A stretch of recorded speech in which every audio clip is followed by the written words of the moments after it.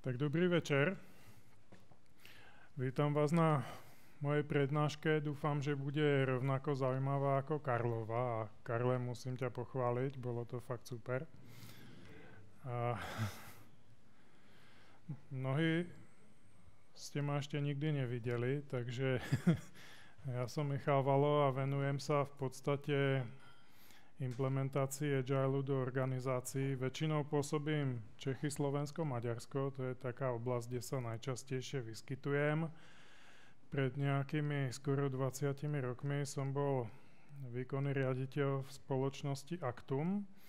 A to bolo zaujímavé tým, že jednak som sa stal takou zhodou okolností prvý Scrum Master v Českej republike.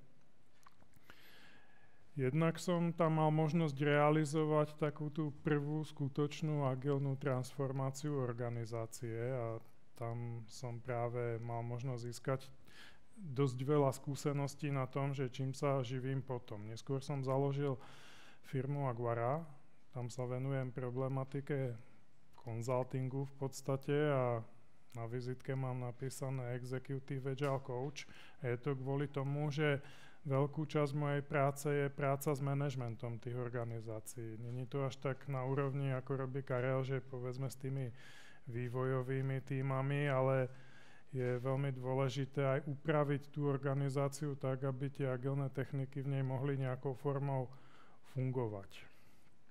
Keď to zoberiem tak nejak podrobnejšie, tak tam, čím je to zaujímavé, tá Aguara robili sme hlavne v tých začiatkoch, pred nejakými 15 rokmi sme sa snažili vybudovať komunitu tých nadšencov o Agile, pretože bola to úplne nová technika a nejakou formou ich tu spopularizovať. Takže nebolo to len čiste o Scrume, ale o mnohých ďalších technikách a budem o tom hovoriť v priebehu. No a toto je jedna z našich významných konferencií, že tie sme robili každoročne, pozývali sme sem tie najväčšie mená z toho agilného priemyslu alebo z biznisového. A táto druhá bola o produktovom manažmente. Robili sme aj školenia práve na túto tému, takže za tú dobu sme ľudí vyškolili asi 1600, z toho 1000 Scrum Masterov, tak by ich tu malo byť niekde vidieť. Tak tajne dúfam, že existujú.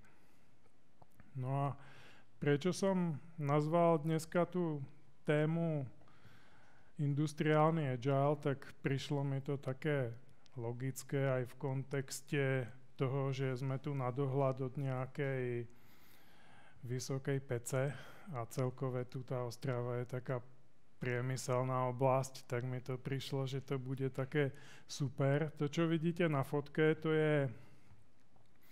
to sú baťové závody v Zlíne. Je to fotka z roku 1930 a chcel som ňou navodiť takú tú industriálnu atmosféru. A je to aj z toho titulu, že zhruba v roku tom 1920-30 Baťa používal techniky, ktoré by sme dneska nazvali agile. A veľmi mnoho z nich, nie možno všetky, nie možno úplne presne v tom kontexte, ale uvidíte, že veľmi veľa tých prvkov, ktoré dneska používame, tak pochádzajú z tohto obdobia a iba sa proste ako keby reinkarnujú pod iným názvom, niekedy je tam trošku iná odlišnosť. Neviem, koľkátí ste navnímali, ale Baťa bežal v týždenných sprintoch. Celá tá organizácia naprieč celou Zemegulou vo všetkých pobočkách bežal v týždenných sprintoch. Chápem, že pre vás je to trošku málo atraktívne, ten Zlín, tak som vybral aj pár fotografií. Tuto historické fotografie z Vítkovic a to má tú ostravskú dynamiku. Hej, vidíte to, že je to, dymí sa z toho tak, jak to má byť. Všetci v celom Česku aj na Slovensku si tú Ostravu spojíme s týmto zadýmené mesto a tak to má byť. K tomu Baťovi sa ale ešte vrátim On používal Baťa Management System a to bol v tej dobe v podstate najmodernejší systém riadenia organizácie na celom svete. Neexistuje žiadny iný, ktorý by bol lepší, aspoň som ho v literatúre nenašiel. U tých Vítkovic je to trošku horšie, aj keď je to významná firma aj v tej dobe, a toto sú fotky z roku 1850, že tedy to bolo veľmi významné miesto vôbec v tom Rakúsko-Uhorsku, ale nenašiel som v literatúre nič, čo by popisovalo, ako to tam vlastne fungovalo a čím by sme sa mohli inšpirovať z pohľadu riadenia. No a než postúpim ďalej, tak by ma zaujímalo, koľkáti z vás ako používate vo svojich organizáciách agilné techniky a prihláste sa. A pár nesmelých rúk, áno. A máte nejakú extra obľúbenú? Určite hej. Skúsme sa pozrieť, že ktorá je taká extra obľúbená. Nabehnite si na slajdo, tuto máme nejaké... Pár som vám ich tam vymenoval a skúste zakliknúť takú nejakú vašu obľúbenú.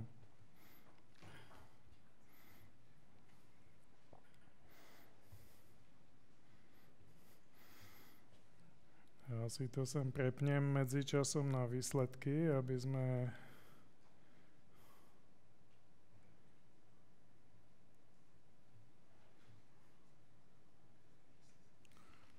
To nepôjde.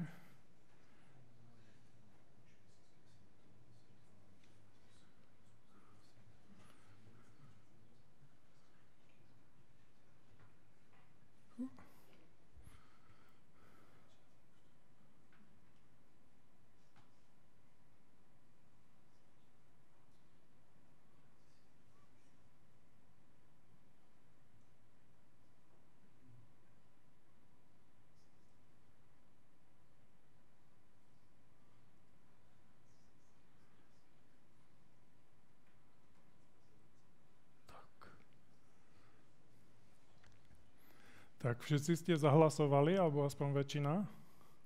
Ešte nám to rastie, ešte sa to trošku mení.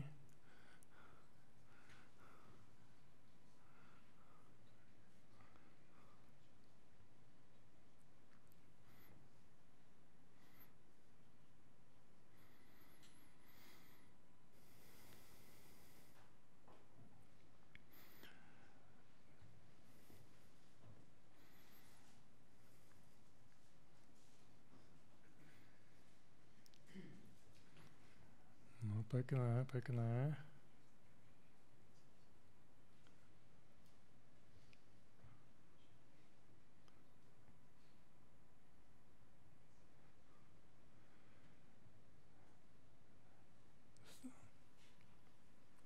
Tak keď odmyslím ten lean, stretli ste sa už niekedy s týmito názvami tu dole? Určite pár jednotlivcov, áno.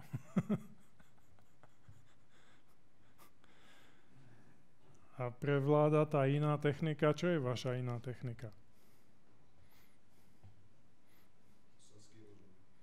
Selský rozum môže byť, áno, ale to nie je agilná technika.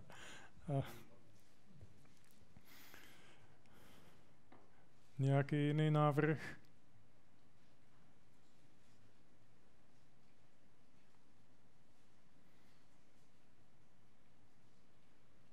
Tak neverím, že ste všetci skončili u toho línu. To mi nejak nesedí. S tým, čo vidím vo firmách každý deň.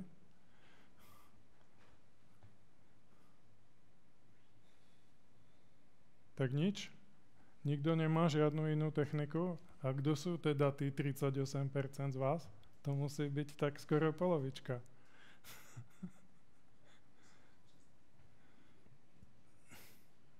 Ani tam vzadu nič?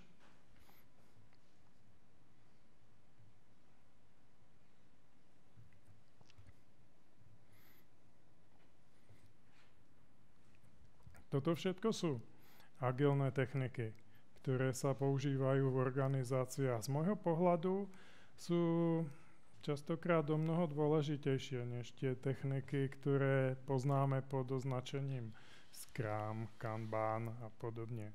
Pretože tieto techniky majú väčšinou dopad na to, ako tá organizácia bude fungovať a čo všetko dosiahne. Kdežto tie Scrum, Kanban, tie sú väčšinou na úrovni tých vývojových tímov a pokiaľ nemáte dobre pripravené to prostredie pre tú organizáciu, tak obvykle dlhodobo nedokážete udržať nejakú tú operatívnu techniku.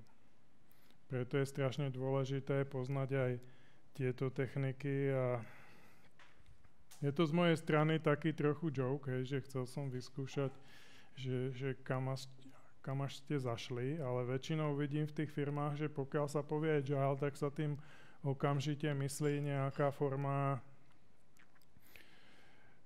vývojovej aktivity pre softwarový vývoj. A to nemusí vždycky, kde je tá myš. No je to tu opačne nejak. Tak, už som zase správne. Skúsime sa vrátiť do prezentácie. Ja sa vrátim trošičku do histórie toho Agilu a toto všetko, čo tu vidíte, je Agile. Hej. A všetky tieto techniky, tuto máme nejakú oblasť biznisu a leadershipu, Agile. Hej. Tuto máme projektový management, Agile. Tuto máme produktový management, Agile. Tuto máme softwarový vývoj a tuto za tým máme skované agilné manifesto Agile. Finančné riadenie a rozpočtovanie, tiež Agile. Marketing, Agile. Procurement a nákup, Agile. Recruitment a HR, Agile. Keď sa na to pozriete, tak je tým pokrytá skoro celá organizácia. No a tu nám to nejak apruje. To v tej zelenej, v tom zelenom obdĺžniku to sa najviacej týka problematiky softwarového vývoja.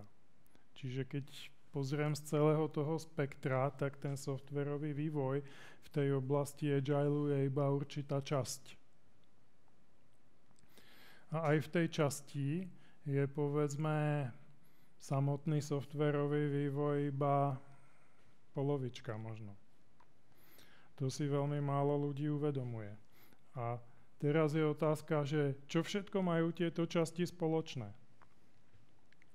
Čo bol cieľ? Čo sme chceli dosiahnuť týmito prvkami, týmito technikami?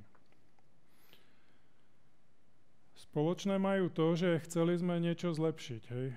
Omlúvam sa za to, že slajdy sú dvojazyčné. Čerpal som z rôznych svojich prezentácií a nestihol som to všetko dobre preložiť.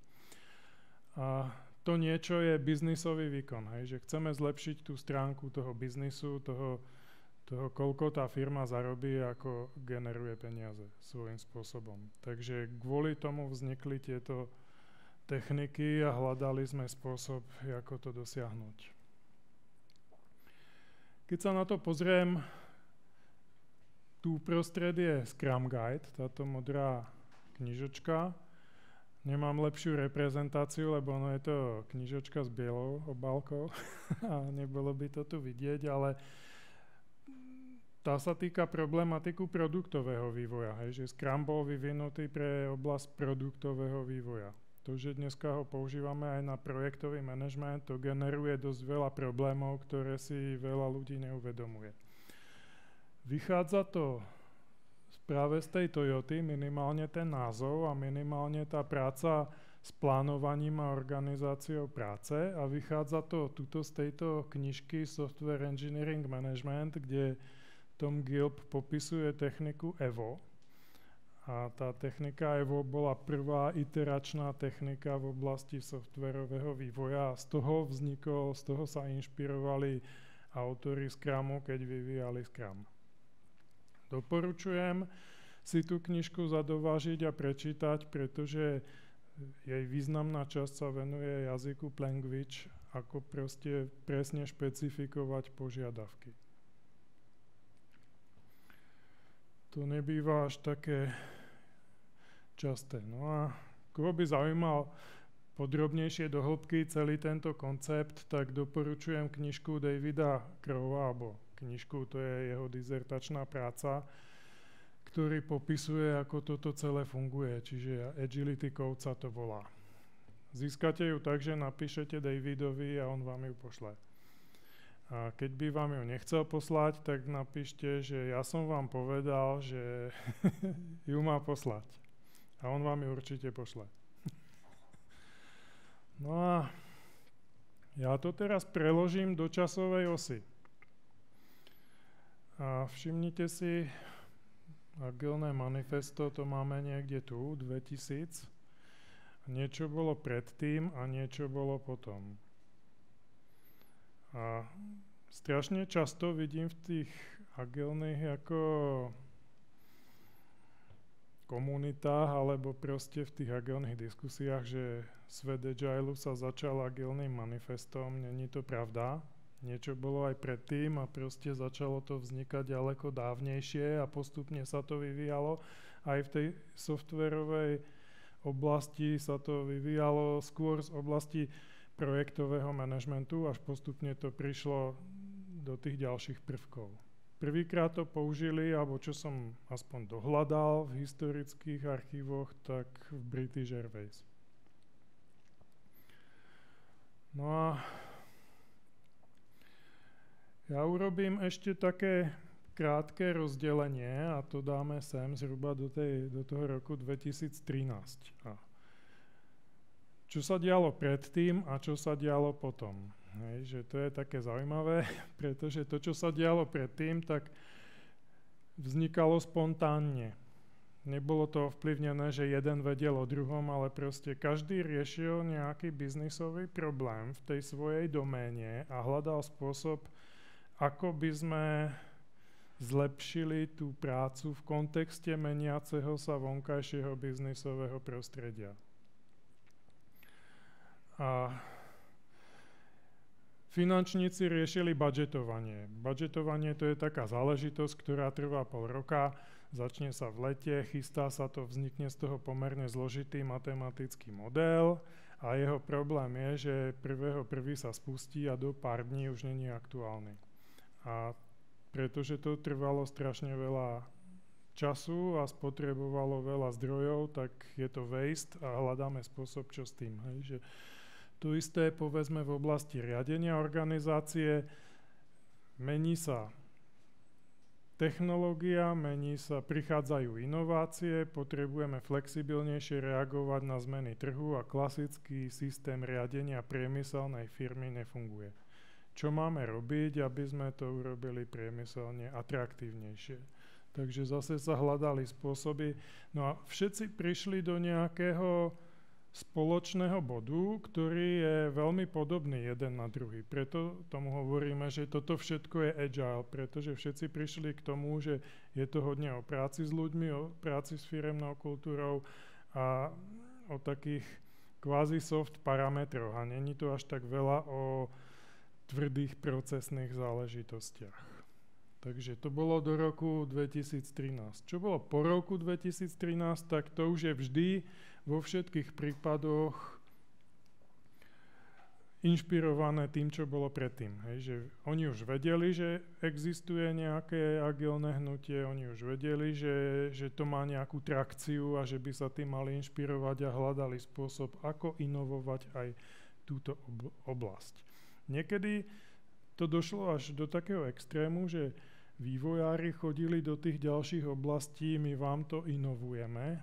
Preto tu napríklad nemám nič v oblasti rekrutmentu, aj keď by ste zobrali Google a vygooglovali si, tak by ste zistili, že existuje na to literatúra, ale väčšinou je taká, že vývojári prišli do HR a oznámili im, vy tu robíte projekty a keď ich budete robiť formou Scrumu, tak budete agilní. Hotovo. Hej.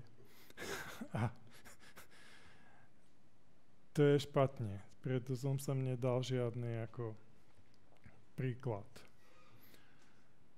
Z tohto celého vyplýva, že keď chcete budovať nejakú agilnú organizáciu alebo vôbec zavádzať do organizácie nejaký agile, tak sa to týka celej organizácie. Nestačí iba zobrať pár tímov a začať ich nejako tuniť a oznámiť im, že od zajtra používate Scrum a bude to všetko super cool. A potom nastanú tie problémy, ktoré popisoval Karel, hej, že tie paterny, ale potrebujete začať niekde implementovať v celej tej organizácii nejakú organizačnú zmenu.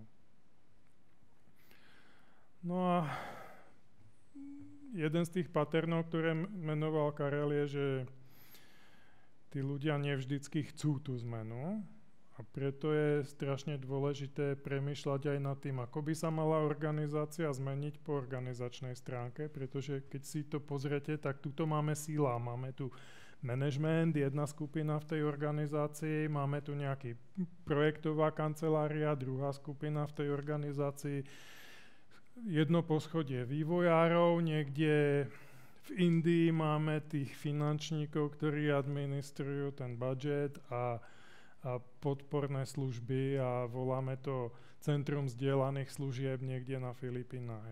A príde nám to cool a v skutočnosti to vôbec nefunguje. Takže potrebujeme navrhnúť aj iný spôsob organizácie tej štruktúry. A posledná oblasť je, že potrebujeme premýšľať nad tým, prečo to vlastne robíme.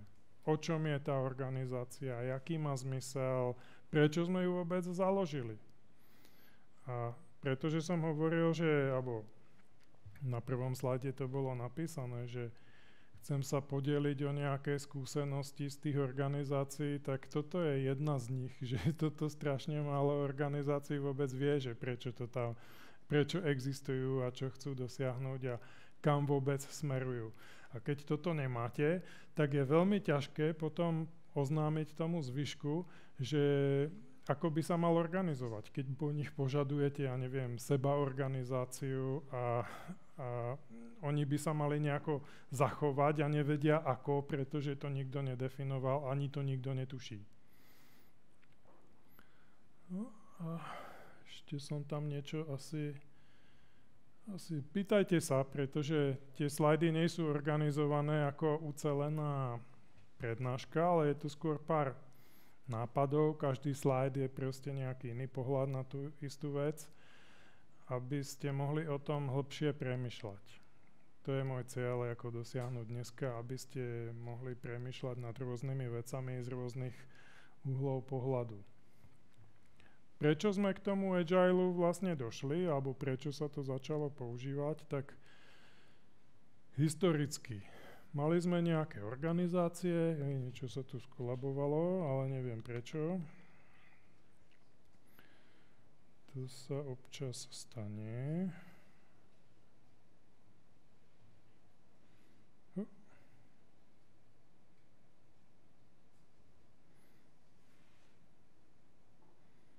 No, tu je nejaký errorový report.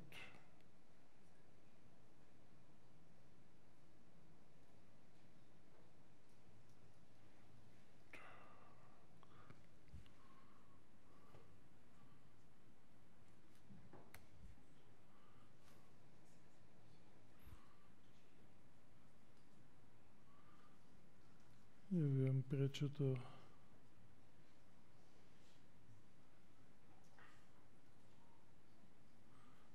skolabovalo. Asi som sa moc rozohniel už.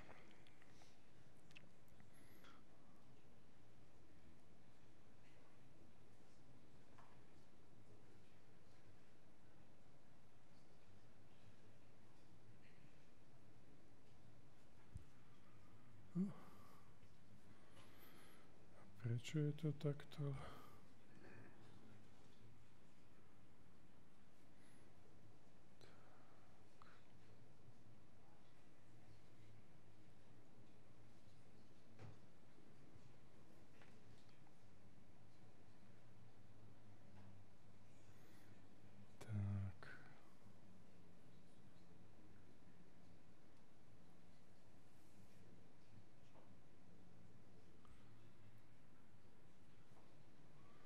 Tak, omlouvám sa, snad to už pôjde. Je to závada, ktorú som ešte nevidel, takže na začiatku bola nejaká priemyselná organizácia, obvykle nejaká železiareň alebo niečo, a to bol ten typický priemysel, a tak ako išla doba po druhej svetovej vojne, tak začalo stále viac pribúdať proste znalostných pracovníkov a stále viac ten biznis bol o nejakých inováciách a o rozvoji, než o nejakom tvrdom železe. Takže sme potrebovali aj zmeniť tú organizáciu a hlavne ju sploštiť, že aby sme tam nemali miliardu týchto organizačných vrstiev. No a začali sme hlavne v tej oblasti tej znalostnej techniky používať proste alternatívne spôsoby. Čiže ako tam urobiť nejaké PowerPoint closed, tak neviem teda, že môžeme to skúsiť zreštartovať, že čo sa stane.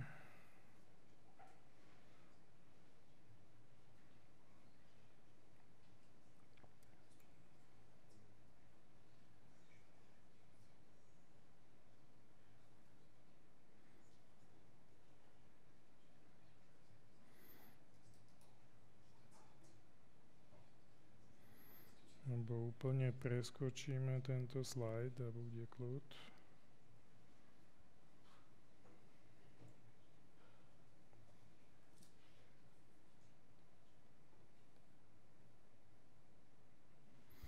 Tak, teraz by to už mohlo byť.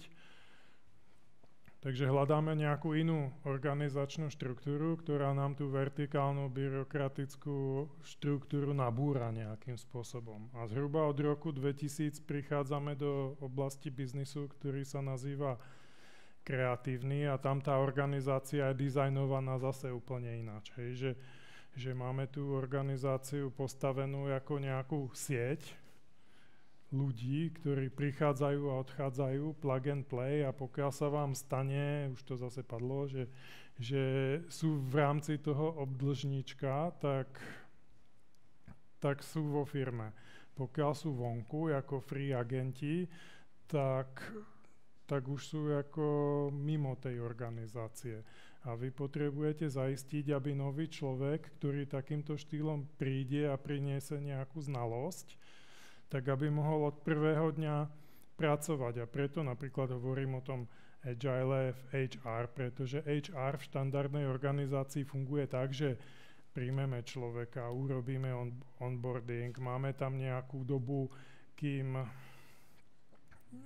povedzme 30 dní, čo by mal urobiť, 60, 90, oni majú na to taký framework.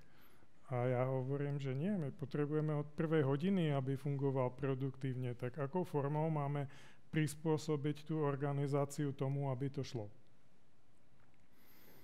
A toto bol napríklad jeden z veľkých challengeov, ktorý sme mali v tej firme Actum, že my sme tiež ako tvrdili, že každý, kto k nám príde, tak to trvá pol roka, kým začne byť produktívny. A hľadali sme spôsob, ako túto dobu skrátiť. Čo všetko musíme urobiť? A väčšinou to nebolo o tom, že zavedieme zložitý výberový proces pre tých ľudí a začneme ich screenovať a testovať a podobne. A keď sú gurovia, tak ich teda láskavo príjmeme. Ale skôr to bolo o tom, ako zjednodušiť to naše interné prostredie, ako zjednodušiť, povedzme, nejakú informačnú bázu o tom, kde čo nájdú v prvý deň, kto sa im bude venovať v druhý deň, v tretí deň, a dosiahli sme to, že pondelok nastúpil a v stredu už mohol ísť na nejaký jednoduchší projekt a v piatok už bol produktívny relatívne člen tímu. Takže takýmto štýlom, ale trvalo to rok, kým sme sa tam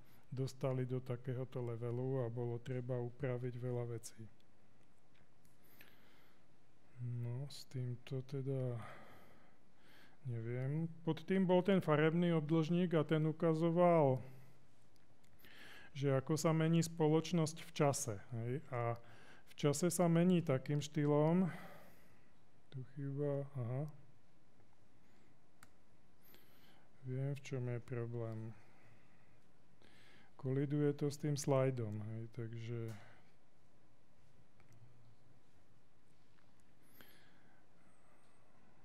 ale neviem, jak sa toho zbavíme, toho slajda.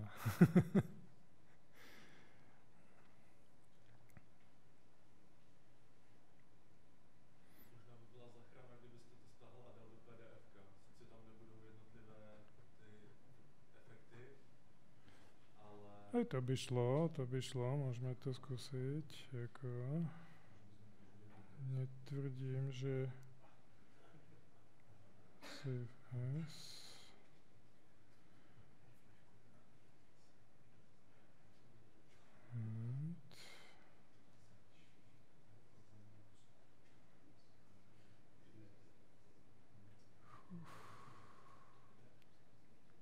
Export to PDF.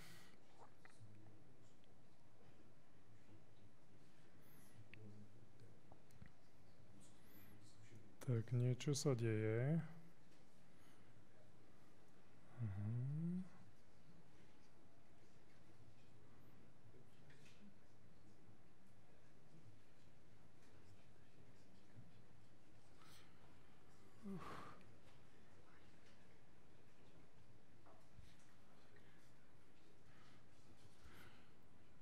Takže toto je to PDF-ko.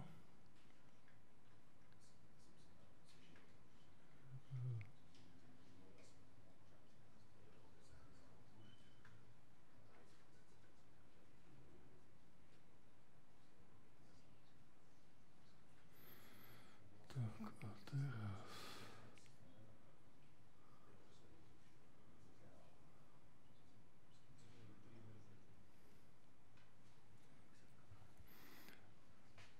Tak je toto PDF-ko, snad to nejako pobeží.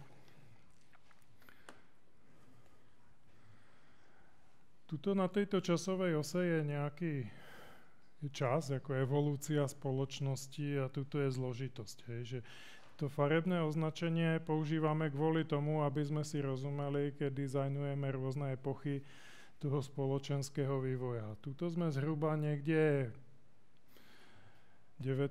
storočie až 20. a vtedy vznikali organizácie, ktoré boli dizajnované ako stroj. Každá priemyselná firma alebo veľký korporát je dizajnovaný ako stroj. A tam je pointa, chceme zarobiť čo najviacej peňazí. Hej. A tomu je všetko podriadené. Pokiaľ sme pritom vysekali daždivý prales v Amazónii, to nevadí. Zamorili sme more, nevadí. Ale zarobili sme čo najviacej peňazí. Všetko je dovolené pre čo najväčší finančný výsledok. O ľudí tam vôbec nejde, to sú iba zdroje. Hej. No a potom sa tá spoločnosť evolúciou posúva. Čím viacej tam máte tých znalostných ľudí, tak tým viacej si tí ľudia uvedomujú, že oni majú tú hodnotu, že už to není o tej organizácii ako stroj a potrebujete tam dostať prvky, ktoré dávajú všetkým stakeholderom nejakú formu vážnosti. Není to len o tom, že vlastník akcií je jediný stakeholder. Už sú tam aj tí zamestnanci, už sú tam aj tí dodávateľia, už sú tam aj rôzne ďalšie, tých stakeholderov môže byť veľa a každý má nejaký záujem, ktorý potrebujeme zabezpečiť. Preto, povedzme, potrebujeme uspôsobiť tú organizáciu tomu, aby toto vnímala. A veľké množstvo organizácií to nevníma. Potom je tu taký posledný vývojový status, už ste sa asi stretli niektorí so slovom TEAL. To je súbor techník, ktorý rieši aj to, že aby sme mali biznisový výkon a súčasne, aby aj tí ľudia boli spokojní nejakou formou. A tá spokojnosť je tam dôležitá. Hociaká forma tej spokojnosti. Ja si myslím, že môj názor na to je, že je to ešte príliš zavčasu v tejto chvíli nejak hodnotiť, že táto oblasť není moc rozvinutá a potrebujeme viacej experimentovať. Že s tým agilom sa snažíme dostať do tej zelenej a máme s tým problémy. Není to také jednoduché, ako sme si mysleli v začiatkoch, že to bude. S tým súvisí s tým zeleným ďalší prvok a to je, čo tých ľudí motivuje. Hej? Že prečo vlastne chodia do práce a čo chcú ako zažiť. A Simon Sinek hovorí, že autonómia, mastery a purpose. Hej? Že purpose, prečo to robíme, aký to má význam, aký to má benefit. Mastery, chcem sa v tej práci trvale zlepšovať. a autonómii, môžem si ju organizovať sám. To sú elementy, ktoré majú veľký impact na to, či tí ľudia budú v tej organizácii spokojní, a preto si aj ten manažment tých organizácií musí uvedomovať, že toto sú prvky, ktoré tam musí integrovať. Tie tam sami nevzniknú. A toto býva dosť častý problém implementácie Agilu z môjho pohľadu, lebo v korporáte to máte čiste politické prostredie častokrát, hej, že to je interná vojna. A potom tam je veľký problém zaistiť tieto všetky veci a dôsledok je častá fluktuácia ľudí napríklad.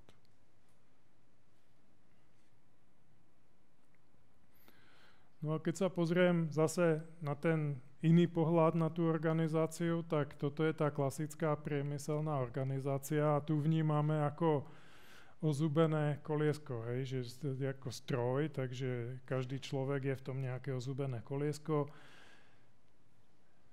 a nefunguje to.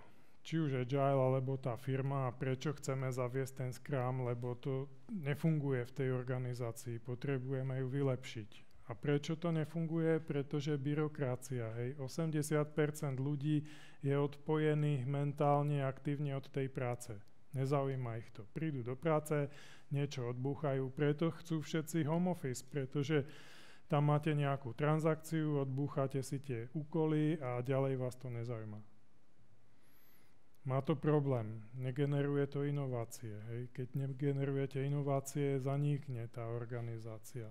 Takže potrebujeme nájsť iný spôsob, ako to dizajnovať, preto ten Agile. A metafora vhodná je to ako strom, hej, rastie to, nemáte tam nejakú jednotku, ktorá by určovala, ktorým smerom to rastie, hej. Má to živiny, svieti slnko, rastie to. Príde suché obdobie, nerastie to. Je to podobne ako vo firme, hej, že máte zakázky, rastie to, nemáte zakázky, chvíľu to nerastie. Keď je nejaká téma už neaktuálna, tak to celé odpadne a tie zdroje sa preskúpia tam, kde je to aktuálne a je to dynamické. V klasickej organizácii sa musí zísť board, musí sa zísť management a povedať, no tak sme sa rozhodli, zavedieme nové oddelenie a bude tam XY ľudí a bude to fungovať takto. V dynamickej organizácii to nepotrebujete. Môže sa hociktorý zamestnanec rozhodnúť, že teraz z pohľadu operation je vhodné zaviesť nejaké nové oddelenie, tak som ho práve zaviedol, hotovo. Má to samozrejme nejaké pravidlá, ale máte túto slobodu a túto voľnosť. Hej. Čiže premýšľate biznisovo nad tým. A to je aj rozdiel, že tuto máme zamestnanca a pozeráme sa na to ako zamestnanca a k tomu sú nastavené pracovné zmluvy, k tomu sú nastavené spôsoby odmeňovania a podobne, kdežto v tých agilných organizáciách každý jeden človek je nositeľ nejakej špecifickej znalosti, nejak by mal prispievať k tomu celkovému hospodárskemu výsledku, takže je to spolupodnikateľ. A tomuto potrebujeme nastaviť ten pracovný kontrakt napríklad. A tie očakávania. Pokiaľ to niekto není schopný dodávať, pretože očakáva, no ja som introvertný autista a potrebujem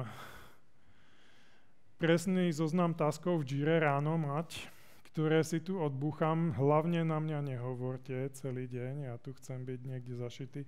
S klientom nechcem hovoriť vôbec, ako to neprichádza do úvahy, tak taký sa do takejto organizácie nehodí. A keď sa nehodí do takejto ani žiadnej podobnej, tak sa nehodí nikam a bude sa musieť sám zamysleť, že či chce byť ešte autista, alebo už nie. A nebýva to také easy im to vysvetliť. Hej? A keď je to z pohľadu tej organizácie zase ďalší pohľad, že tu sa zrovna to PDF-ko úplne nehodí, ale to nevadí. Pod tým je taký ten klasický konzultačný diagram, ktorý má 4 štvorce. Jeden je zelený, 4 sú oranžové.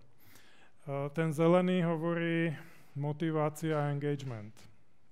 A keď pôjdem takto, tak tento hovorí tvorba hodnoty, tento hovorí proces, alebo akým procesom to podporíme, a tento hovorí knowledge management.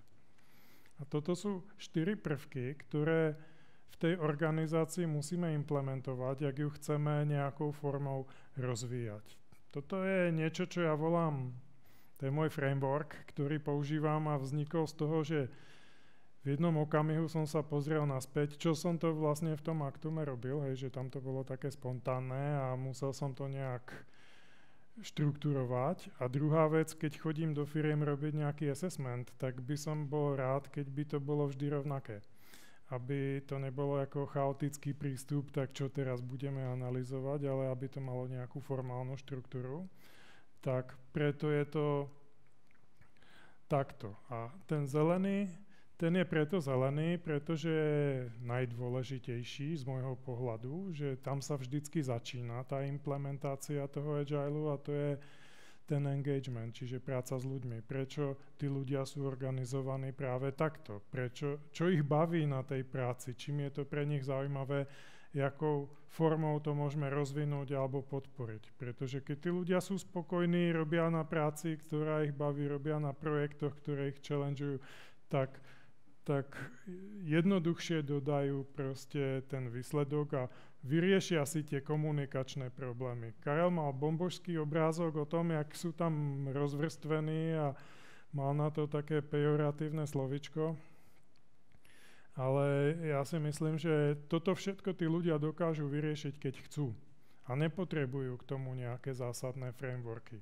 A prečo sa to nedeje v tých organizáciách? Pretože už sme zvyknutí zo školy, alebo proste vôbec, že nechceme prevzať tú osobnú zodpovednosť. Povedzte mi, jak to mám urobiť a ja si tu budem to takto šudlať a budem s tým spokojný a všetci budú happy. Takže vždycky je to o zmene.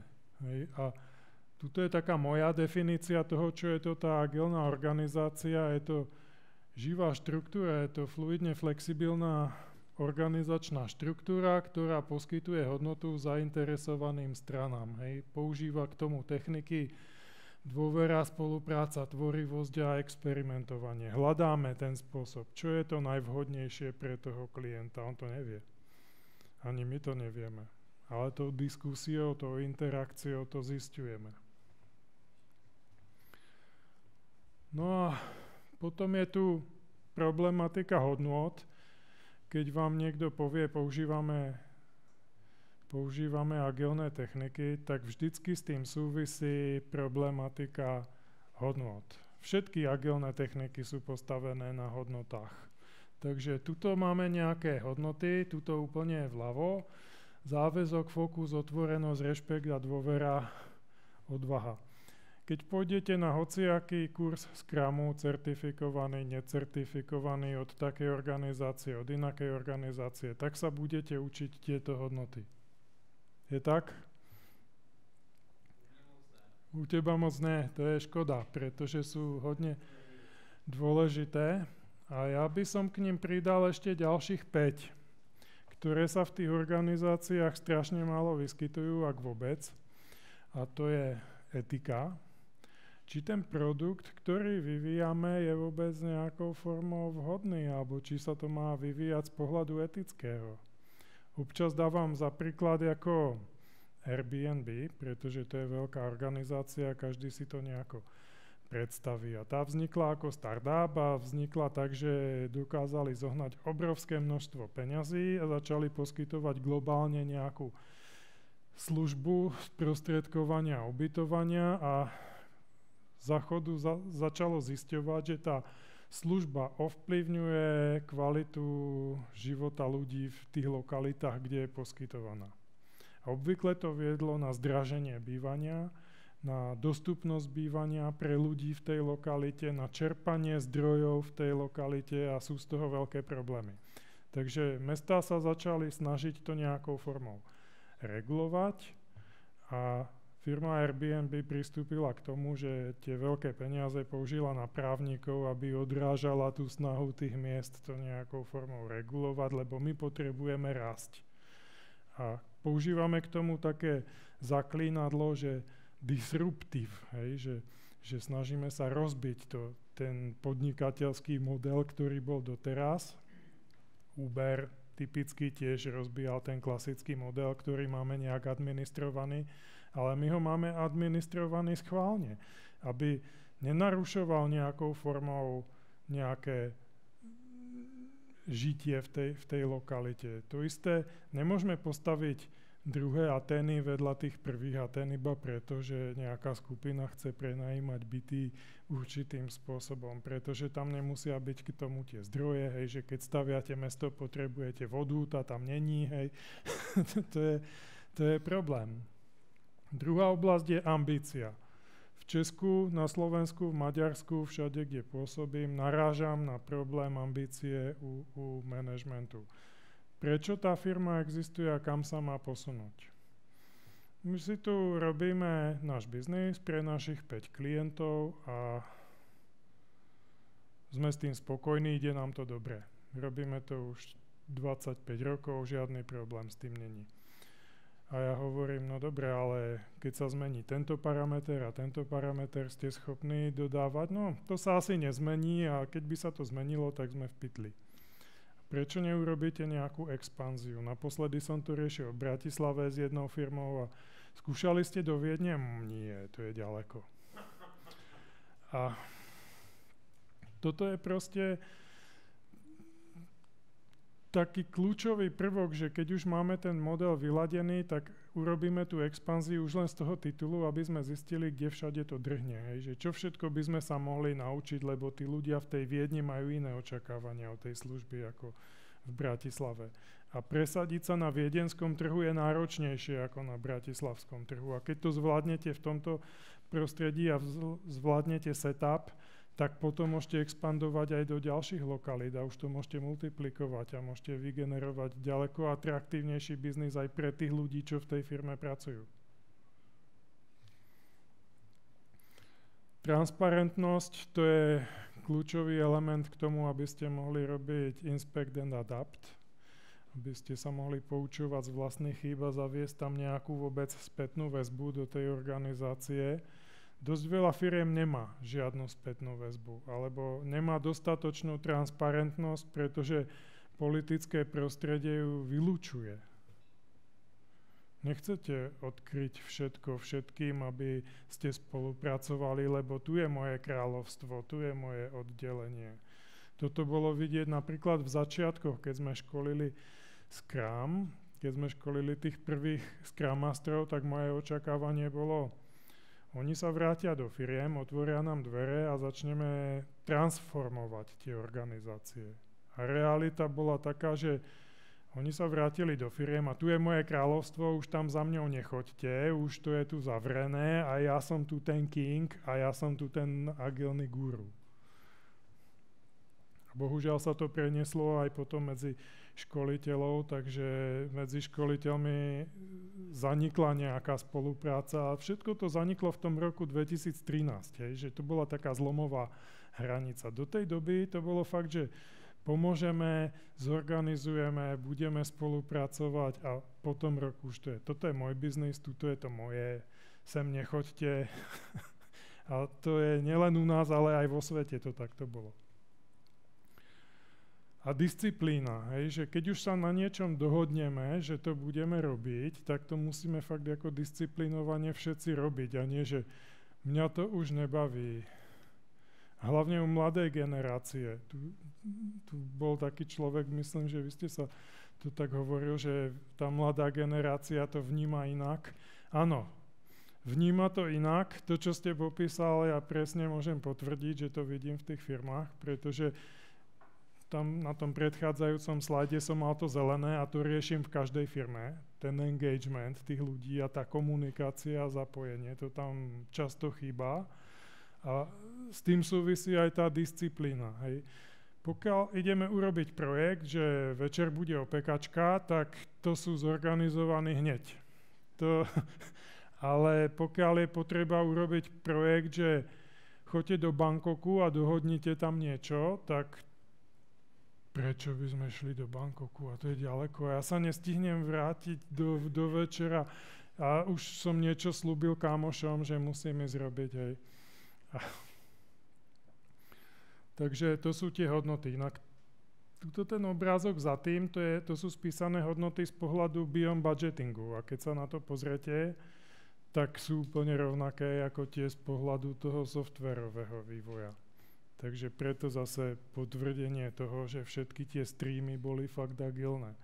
Keď to nebudete dodržovať, tieto parametre tu, a začnete sa fokusovať na tie dneska módne hodnoty, akože happiness a happiness at work a podobne, tak vám z toho vznikne happiness bastard. A to je znova, všetci sa budú drivovať na ten okamžik tej party večer, ale ten zákazník nebude dobre obslužený. A po nejakej dobe začneme klamať v tých procesoch.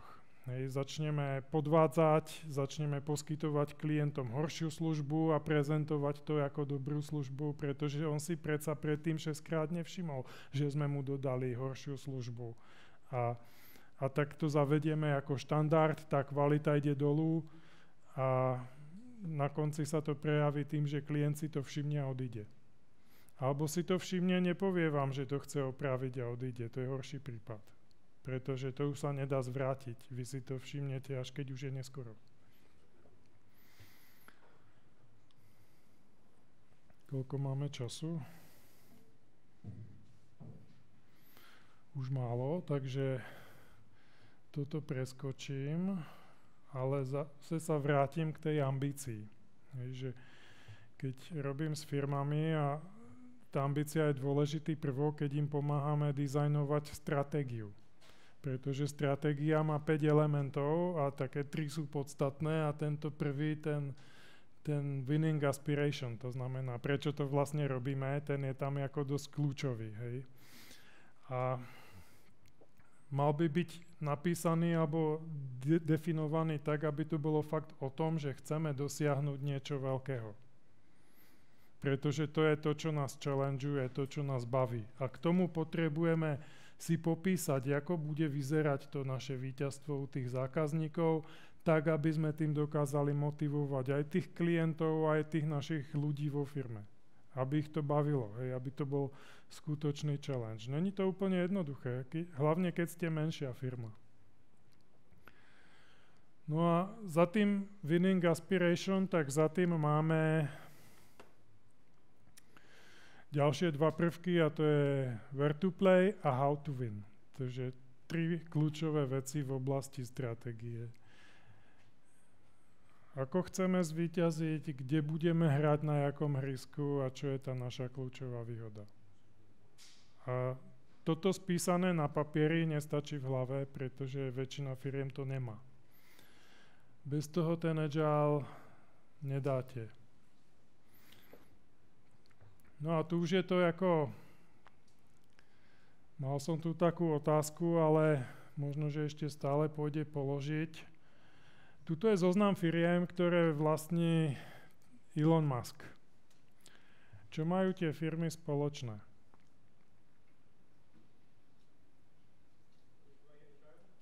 Čože?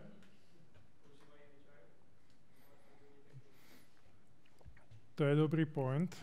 Keď pôjdete do hoci ktorej veľkej, alebo veľkej známej, to je lepšie, známej firmy, ktorá je fakt ako známa, napríklad tieto, a budete tam hľadať slovo Scrum Master v jej organizačnej štruktúre niekde, alebo nejaký agile, tak to tam väčšinou nenájdete.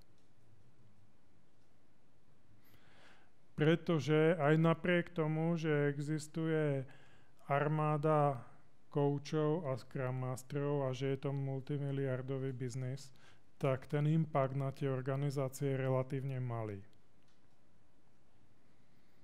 A jeden z tých dôvodov, prečo to tak je, Karel to tu už tiež zmieňoval, že organizácie vnímajú Scrum Mastera ako pomocného robotníka a nie ako transformačného človeka alebo experta. To je veľká chyba, veľké zlyhanie. Takže Scrum Master napríklad není rola, ktorá by mala byť obsadená človekom po strednej škole v prvom zamestnaní, čo sa veľmi často deje. Ale povedzme, ja keď som bol prvý Scrum Master, tak už som bol MBA a mohol som pracovať na organizačnej transformácii. A z môjho pohľadu tá technická a biznisová stránka je tam kľúčová. No ale späť k tomu. Hej, tu som vám asi odpovedal, že to tam není a Musk to tam zcela určite nemá. Hej, to by sme vedeli, keby to tam mal. A čo majú teda spoločné, bola otázka.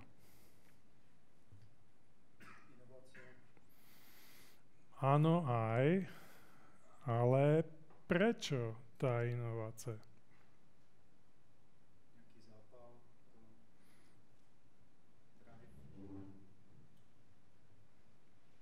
Je za tým veľmi brutálna a jednoduchá stratégia. Žiadny nápad? Nikto nič? Nejaká díra v trhu? Nie. Je tam dobrý marketing bez ohledu na ten výkon reálne. Áno, to je, ale... Myslím, že tam možná nebudou takový ty ústřední struktury, jo, protože třeba ta Tesla, továrna u Tesly, vypadá jinak než továrna Volkswagen. Takže vlastně tam prostě jsou ty jakoby nějaký takový modernější prvky a nový koncepce, zatímco často ty starší firmy jenom přidělají Nie.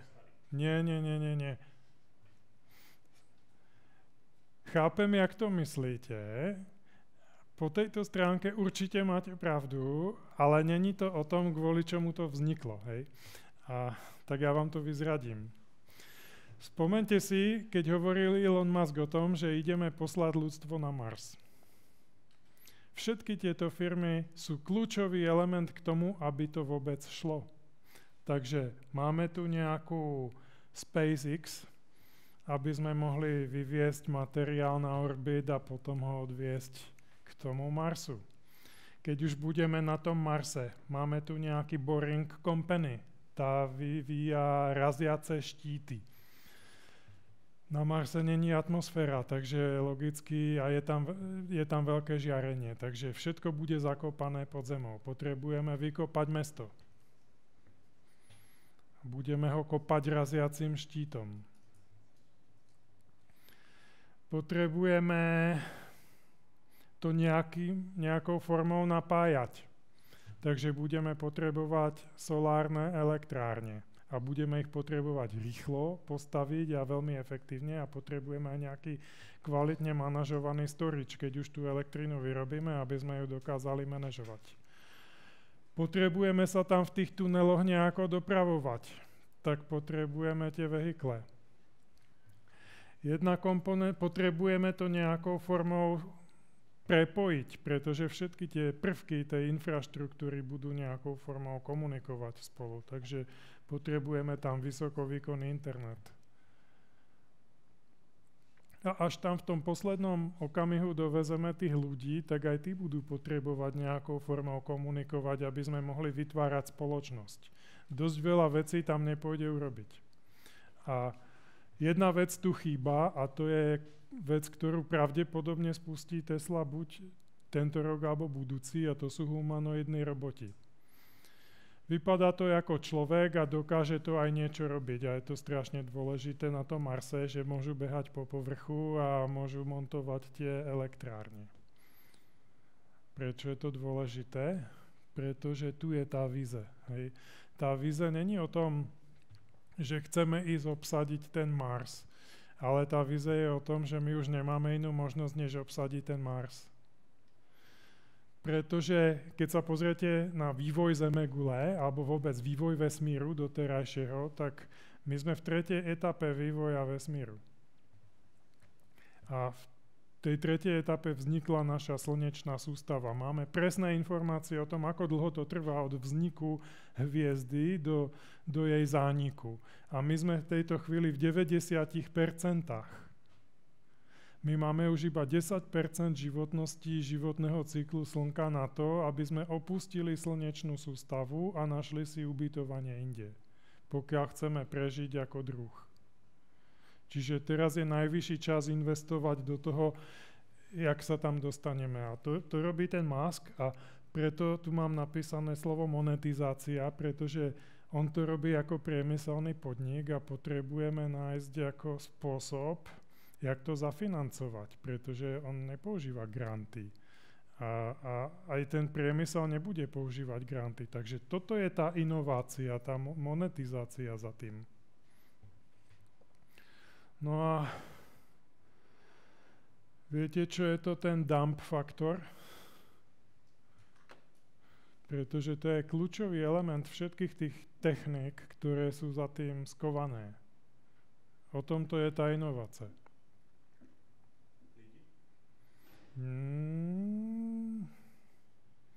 Nie.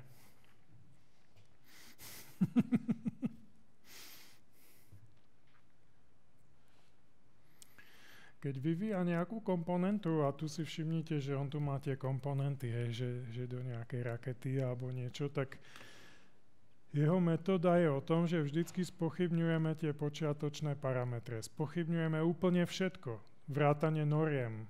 Takže keď prevzali Twitter a začali osekávať tých ľudí v tom Twitteri a zmenšili ho, tak to bolo o tom. Spochybňujeme každú rolu.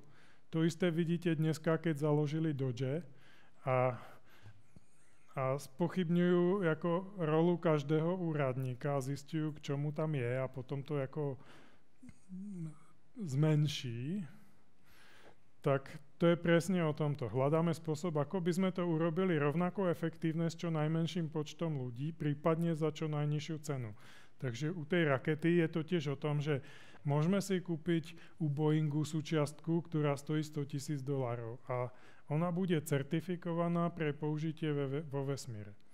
Alebo si ju môžeme vyrobiť sami a potrebujeme tú certifikáciu a kto povedal, že ju potrebujeme a z čoho ju postavíme a akou formou ju budeme ako realizovať vo veľkom. Koľko tých súčiastok je vlastne potreba. Takže tá súčiastka sa potom zistí, že urobili ju z vodovodnej batérie ju urobili za nejakých $1,000 dohromady, ktorá stojí $100,000 toho Boeingu a bol to nejaký regulátor, z toho vznikol a povedali, no keď to nebude fungovať, tak tam dáme 2, no tak za $1,000 sa to vyplatí. To isté zobrali fotokameru z Apple, dali to do družice ako sondu a vydrží to ten mráz, tak tam dáme 4. A jedna vydrží, uvidíme, jak dlho to bude fungovať. Fungovalo to. Hej? Takže že spochybňujeme všetky tieto veci a tým sme schopní výrazne znížiť náklady. No a to súvisí s ďalším bodom a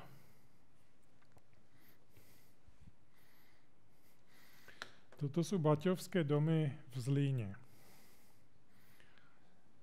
Moja otázka je, tipnite si, koľko rokov musí pracovať robotník v baťovej továrni, aby si mohol kúpiť takýto domek. Tá otázka je postavená úmyselne takto, pretože v tej dobe neexistovali hypotéky. A neexistovali nejaké dostupné bankové úvery pre stavbu domkov. Hej. Takže sme potrebovali ten domek pre tých robotníkov.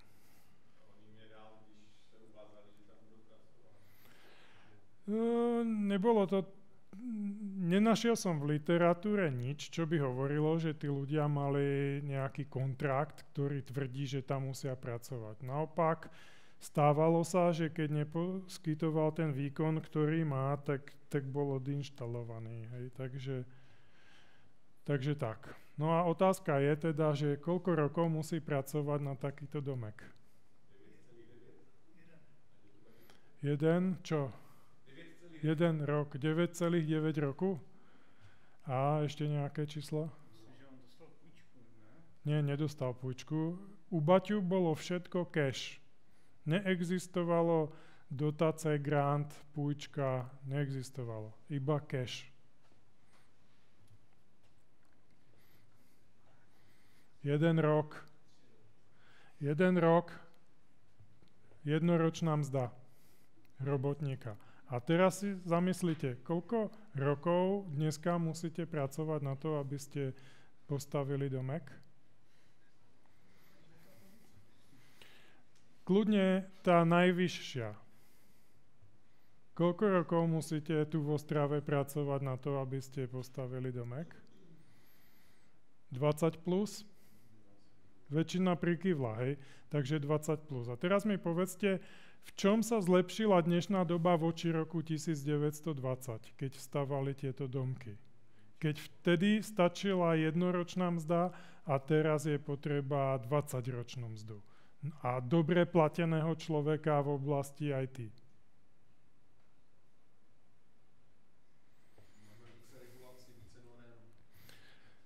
Áno, aj, ale nevysvetľuje to všetko. Hej. Potom tu máme ďalšiu vec. Toto je tá istá budova. A čo myslíte, koľko trvá postaviť takú budovu? Rok, 3 mesiace, jaké máte ďalšie typy? 2-3 roky? Poviem vám, 4 týždne. Complete. Od nuly je tam zelená tráva, tam rastie do takéhoto stavu, jak tu vidíte na tej fotke. 4 týždne.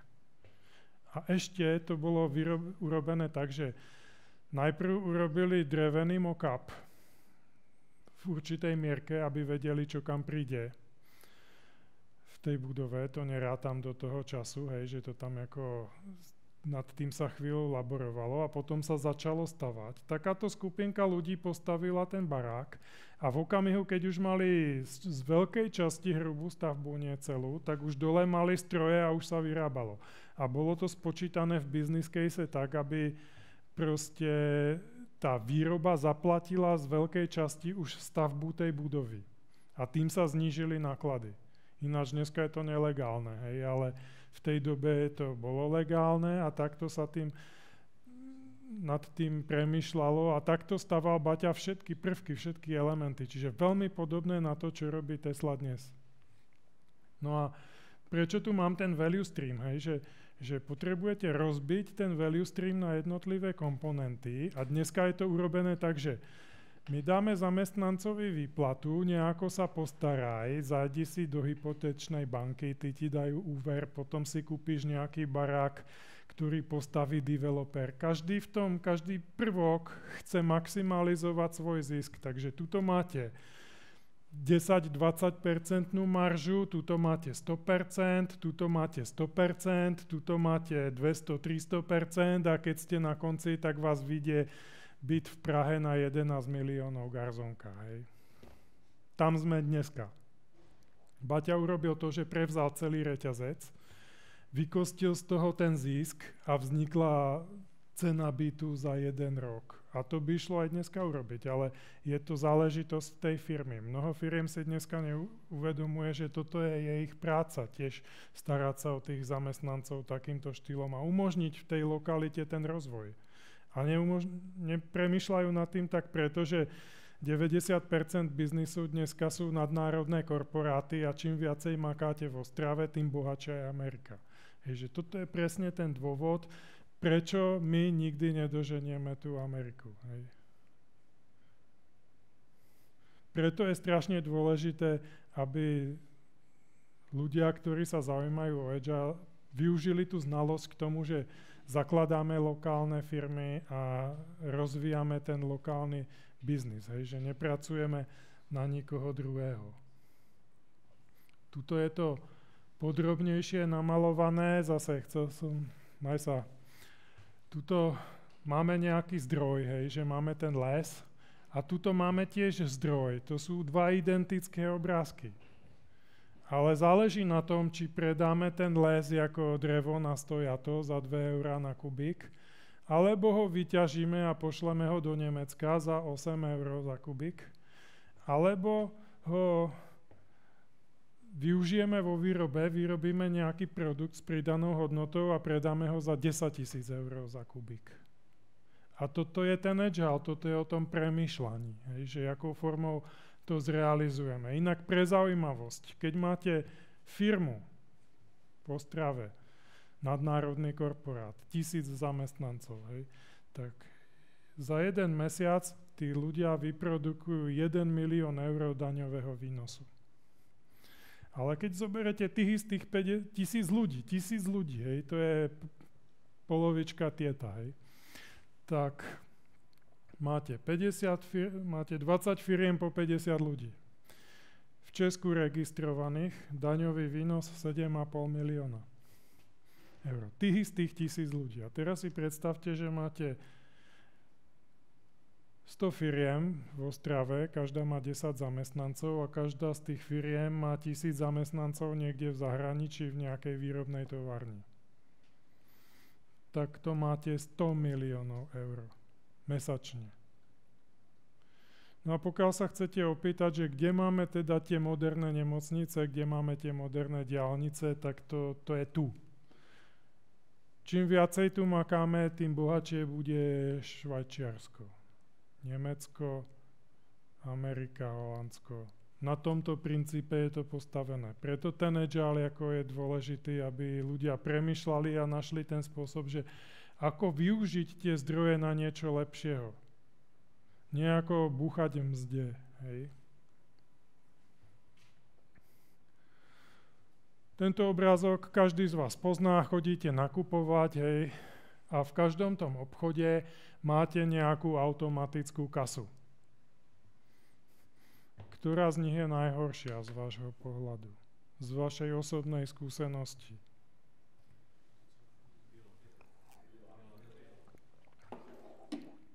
Áno, aj moja. A druhá najhoršia je Lidl. Ale v čom je pointa? Tieto 4 kasy vyvíjali 4 vývojové týmy a som si na betón istý, že všetky používali agilnú techniku, napríklad Scrum. Tým som si na betón istý, pretože dneska to robia mladí ľudia a oni sa v škole učili iba ten Scrum. Oni žiadnu inú techniku nepoznajú. Napriek tomu vznikla takáto katastrofa. Hej. A v čom je problém? Dal som sem túto knižku Do Not Take Me Think. Dal som ju sem schválne. Dneska by ste našli mraky knižiek na túto tému. Ale táto knižka je z obdobia, keď sme sem začali zavádzať ten agile. To znamená rok 2006, 7, 8. Hej. A v tom okamihu vyšla tá knižka a tá sa venuje tomu, ako robiť užívateľský dizajn, aby fungoval. A venuje sa tomu, aby sa v tom niekto vyznal. Aby ste nemuseli miliardu vecí v tom hľadať a klikať, aby to bolo na čo najmenej klikov, čo najjednoduchšie, ako Apple, hej. A zase, toto je o tej znalosti, takže zle aplikovaný agile môže vytvoriť úplnú katastrofu a nikomu to nepríde.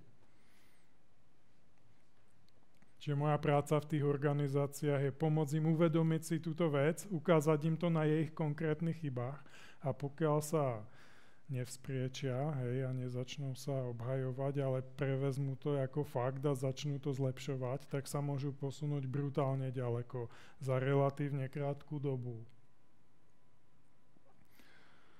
No, potom som chcel hovoriť chvíľu o tom, že agile je mŕtvé, to vidíte dneska v každom druhom poste na LinkedIne alebo v nejakom médiu. A teraz je otázka, prečo vlastne je mŕtvé. Zaviedli sme Scrum a to bolo v tých začiatkoch 2010, hej, zaviedli sme Scrum, nefunguje, dáme Kanban, nefunguje, dáme niečo iného.